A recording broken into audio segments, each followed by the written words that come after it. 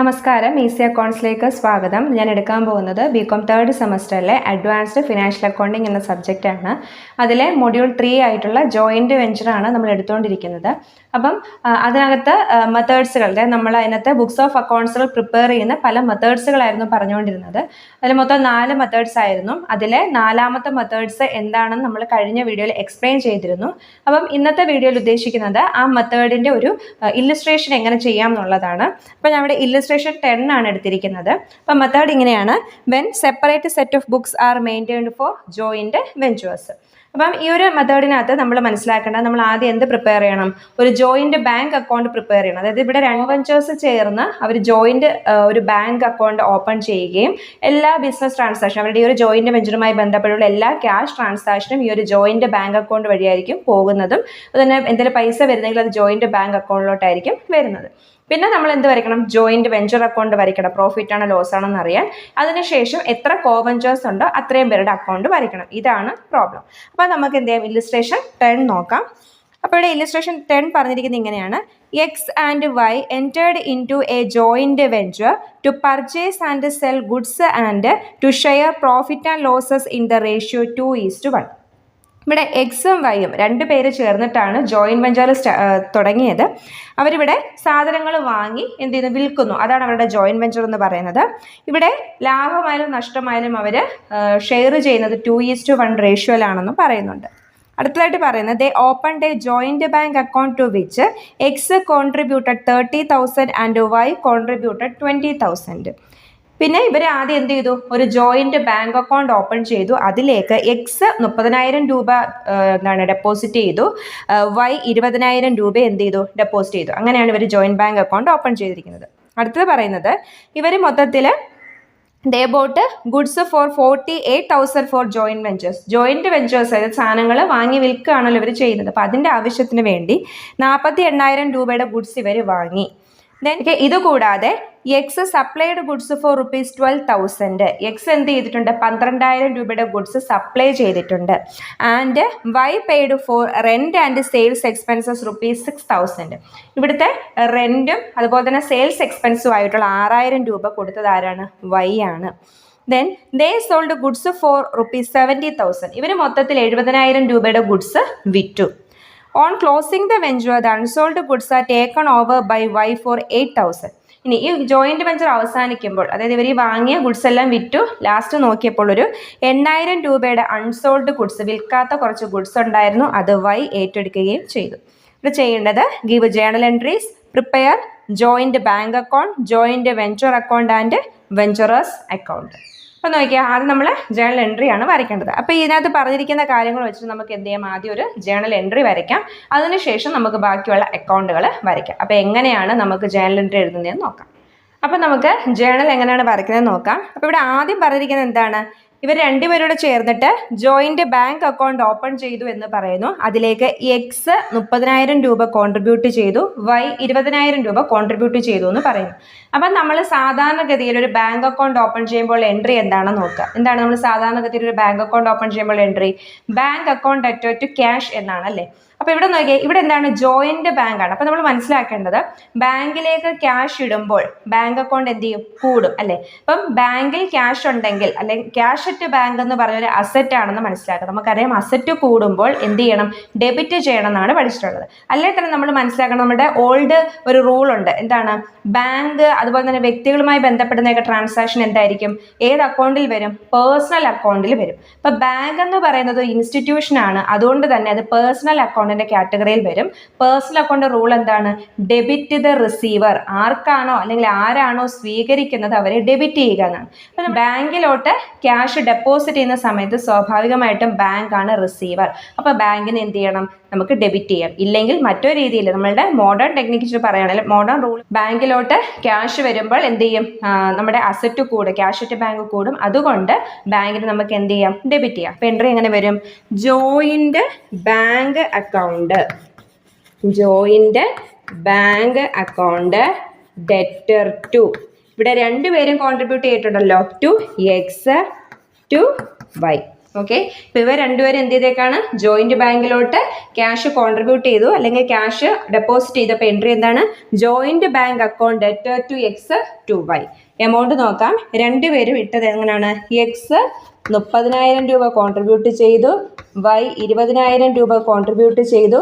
രണ്ടും കൂടെ ചേർത്തിപ്പോൾ ജോയിന്റ് ബാങ്കിൽ എത്ര ഉണ്ട്, 50,000 രൂപ.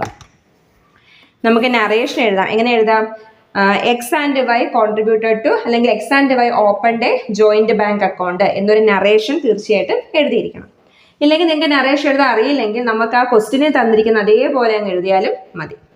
അടുത്ത എന്താണ് പറഞ്ഞിരിക്കുന്നത്, ദേ ബോട്ട് ഗുഡ്സ് ഫോർ ₹48,000.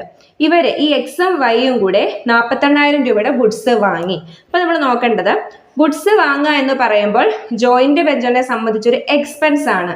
അപ്പോൾ ഒരു ജോയിന്റ് വെഞ്ചറിൽ നടക്കുന്ന എല്ലാ എക്സ്പെൻസസും എല്ലാ ഇൻകവും കാണിക്കുന്ന അക്കൗണ്ട് ഏതാണ്, ജോയിന്റ് വെഞ്ചർ അക്കൗണ്ട് ആണ്. അപ്പം ഈ എന്താണ് ഗുഡ്സ് വാങ്ങുക എന്ന് പറയുന്നത് ഒരു എക്സ്പെൻസ് ആയതുകൊണ്ട് തന്നെ ഇവിടെ വരും ജോയിന്റ് വെഞ്ചർ അക്കൗണ്ട് ഡെറ്റർ എന്ന് വരും. ഓക്കെ,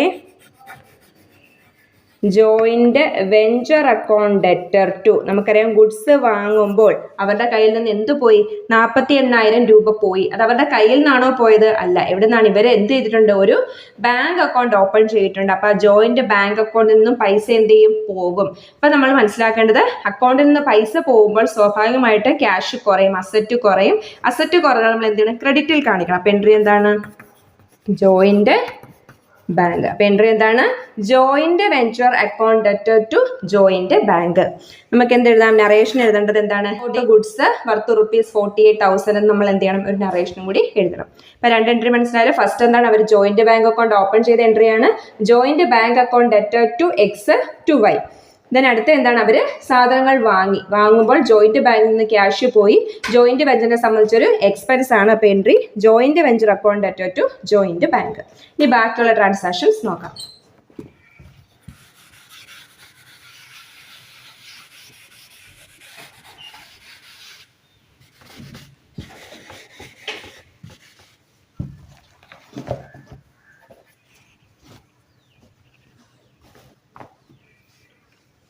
അപ്പോൾ രണ്ടാമത്തെ ട്രാൻസാക്ഷൻ പറഞ്ഞു, അതിൽ എമൗണ്ട് എഴുതിയിരുന്നില്ല, എമൗണ്ട് 48,000 രൂപയാണ്, അത് മറക്കരുത്. ദെൻ അടുത്ത് പറഞ്ഞിരിക്കുന്നു, നോക്കിയേ, എക്സ് സപ്ലൈഡ് ഗുഡ്സ് ഫോർ ₹12,000. നോക്കിയേ, ഇവിടെ രണ്ട് കാര്യങ്ങൾ ഒന്നിച്ച് പറഞ്ഞേക്കാണ്. എക്സ് 12,000 രൂപയുടെ ഗുഡ്സ് സപ്ലൈ ചെയ്തു, Y rent and sales expense paid ചെയ്തു. നമുക്ക് ആദ്യം എക്സിന്റെ കാര്യം നോക്കാം. ഓക്കെ, എക്സ് ഇവിടെ 12,000 രൂപയുടെ ഗുഡ്സ് സപ്ലൈ ചെയ്തു എന്ന് പറയുന്നു. അപ്പം നമ്മൾ നോക്കേണ്ടത്, സാധാരണഗതിയിൽ ഇപ്പോൾ ഒരു ഗുഡ്സ് വാങ്ങുവാണെങ്കിൽ ജോയിന്റ് വെഞ്ചറിനെ സംബന്ധിച്ച് എന്താണ്, എക്സ്പെൻസ് ആണ് അല്ലേ.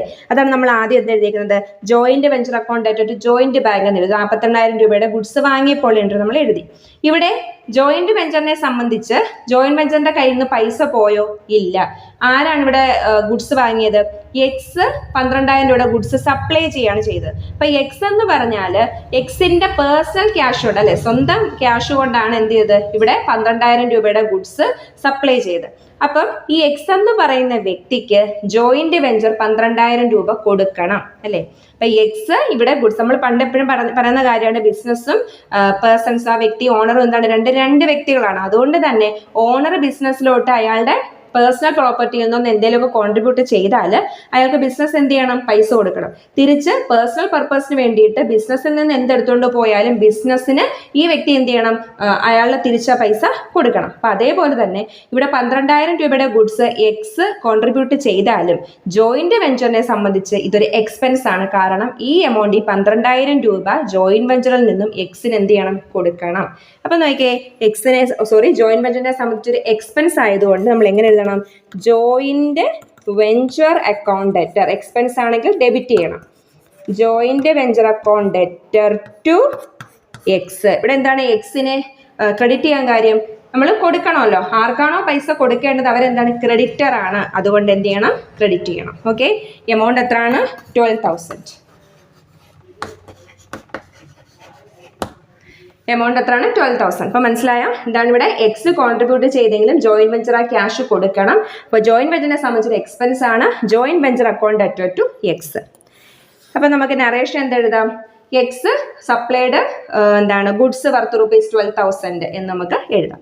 അടുത്ത എന്താ പറഞ്ഞിരിക്കുന്നത്, അതിനോട് ചേർന്ന് പറയുന്നു Y paid rent and sales expense ₹6000. അപ്പൊ ഇവിടെ എന്ത് തന്നെയാണ്, ജോയിന്റ് വെഞ്ചറിനെ സംബന്ധിച്ച് ഇതൊരു എക്സ്പെൻസ് ആണ്. കാരണം ജോയിന്റ് വെഞ്ചറിന്റെ എക്സ്പെൻസ് ആര് കൊടുത്തു, വൈ കൊടുത്തു. അപ്പൊ ജോയിന്റ് വെഞ്ചറിന്റെ കയ്യിൽ നിന്നും പോകേണ്ട പൈസ വൈ അങ്ങ് കൊടുത്തു. അപ്പൊ ജോയിന്റ് വെഞ്ചർ ആർക്ക് കടപ്പെട്ടിരിക്കുന്നു, വൈക്ക് കടപ്പെട്ടിരിക്കുന്നു. അപ്പൊ എൻട്രി എന്താണ്, ജോയിന്റ് വെഞ്ചർ അക്കൗണ്ട് ഡെറ്റർ. കാരണം ജോയിന്റ് വെഞ്ചർ നമ്മൾ എപ്പോഴൊക്കെയാണ് ഡെബിറ്റ് ചെയ്യുന്നത്, എക്സ്പെൻസ് ആണെങ്കിൽ ജോയിന്റ് വെഞ്ചറിനെ നമ്മൾ എന്ത് ചെയ്യണം, ഡെബിറ്റ് ചെയ്യണം.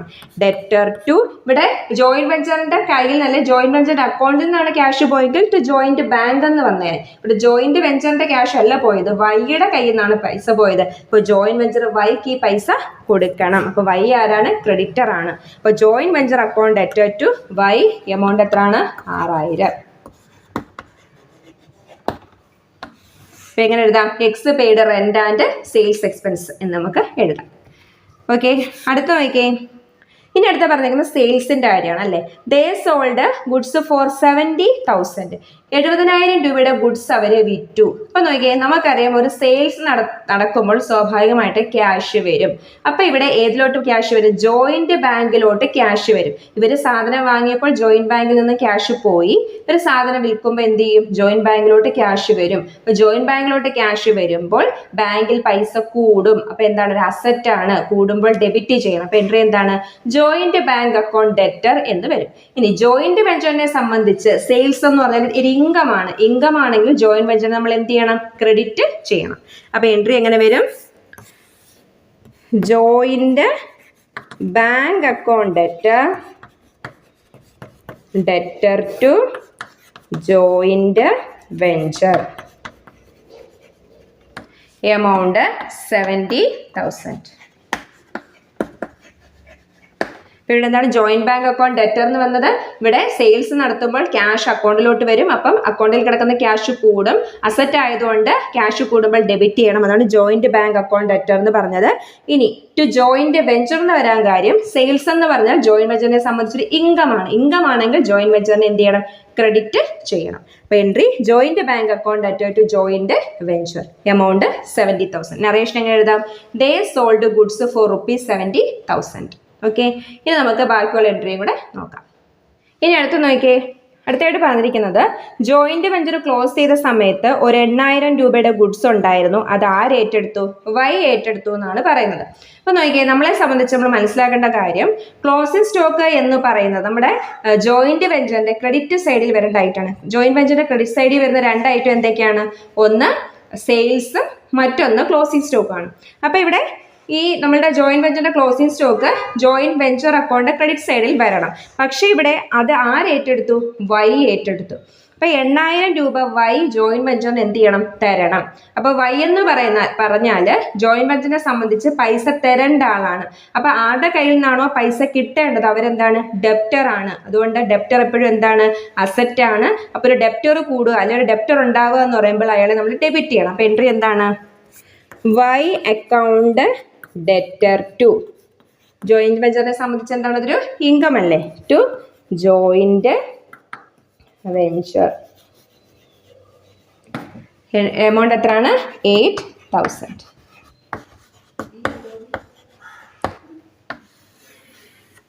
എങ്ങനെ എഴുതാം, നറേഷൻ ഇങ്ങനെ എഴുതാം, unsold goods taken over by Y, അല്ലെങ്കിൽ closing stock taken over by Y എന്ന് എഴുതാം. ഇനി നമ്മൾ കണ്ടുപിടിക്കേണ്ട ഐറ്റംസ് എന്തൊക്കെയാണ്, അപ്പോൾ ഇത്രയും നമ്മളുടെ തന്നിരിക്കുന്ന ട്രാൻസാക്ഷൻ വെച്ചിട്ടുള്ള ജേണൽ എൻട്രി എല്ലാം എഴുതി.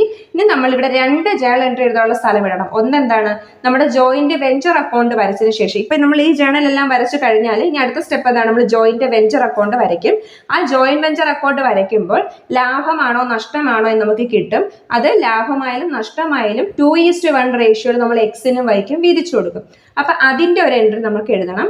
അതുകൂടാതെ നമ്മൾ ഈ എക്സിൻ്റെയും വൈയുടെയും അക്കൗണ്ട് വരയ്ക്കുമ്പം ഈ 2 പേർക്കും ചിലപ്പോൾ നമ്മുടെ ജോയിന്റ് വെഞ്ചർ പൈസ അങ്ങോട്ട് കൊടുക്കാൻ കാണും, അല്ലെങ്കിൽ അവർ ഇങ്ങോട്ട് തരാൻ കാണും. ഇതിൽ ഏതായാലും അത് കണ്ടുപിടിച്ചതിന് ശേഷം അതിൻ്റെ എൻട്രി കൂടി നമുക്ക് എഴുതണം.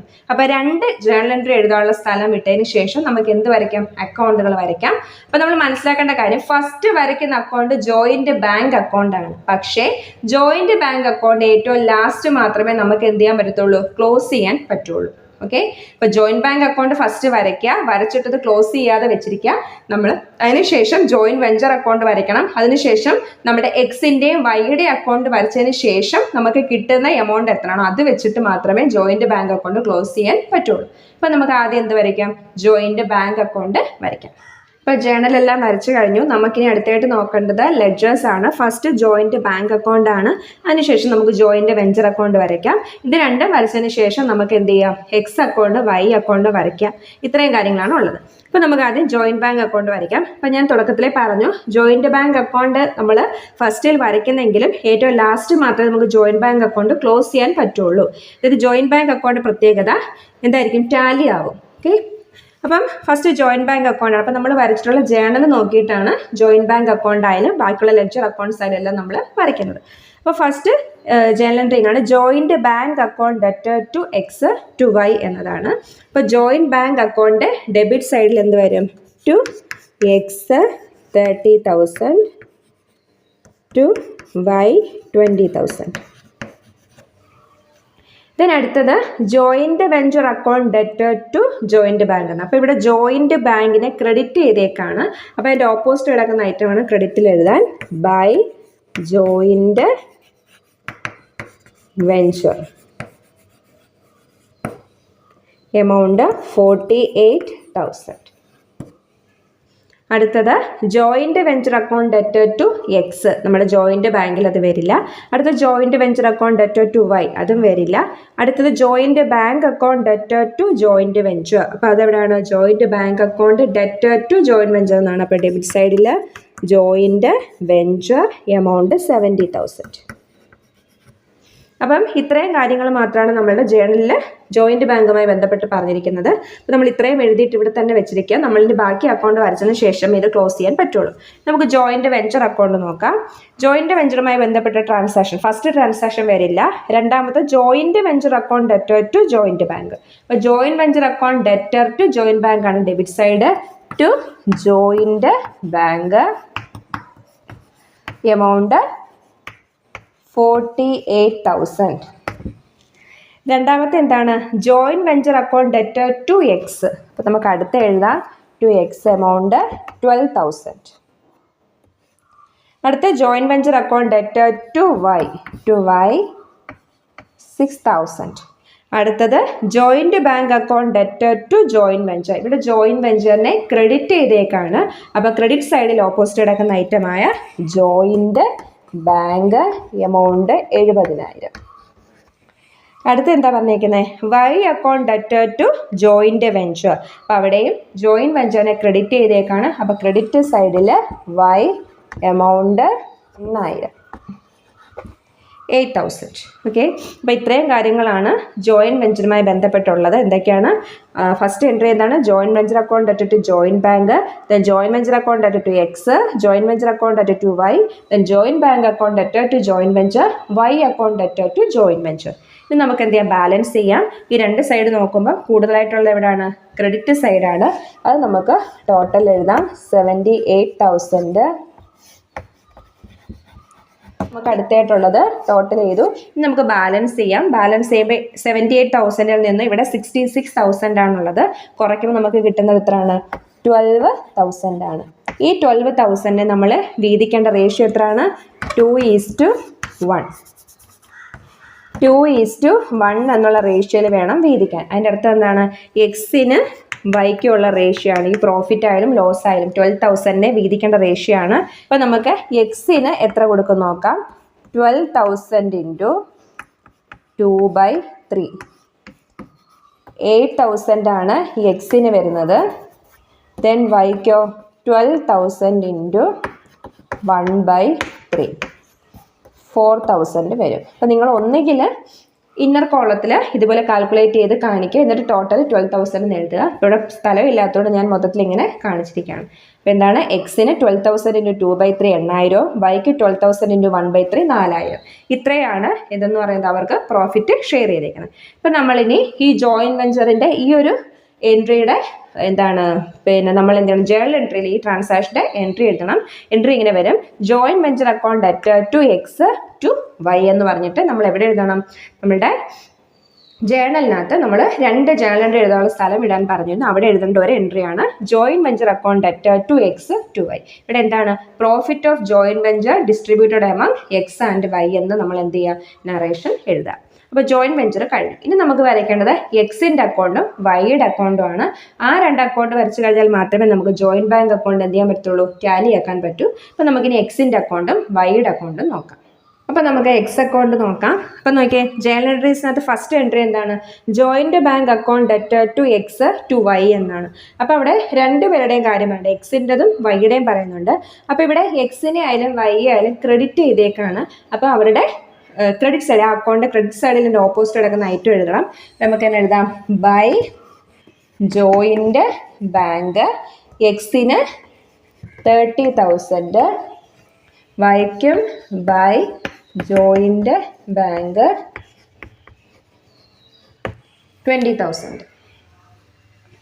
അടുത്തത് joint venture account debt to joint bank, അതിവിടെ ബാധിക്കത്തില്ല. അടുത്തത് joint venture account debt to X. അവിടെ നോക്കിയേ, എക്സിനെ ക്രെഡിറ്റ് ചെയ്തേക്കാണ്. അപ്പം ക്രെഡിറ്റ് സൈഡിൽ ഓപ്പോസിറ്റ് കിടക്കുന്ന ഐറ്റം ജോയിന്റ് വെഞ്ചർ എമൗണ്ട് 12,000.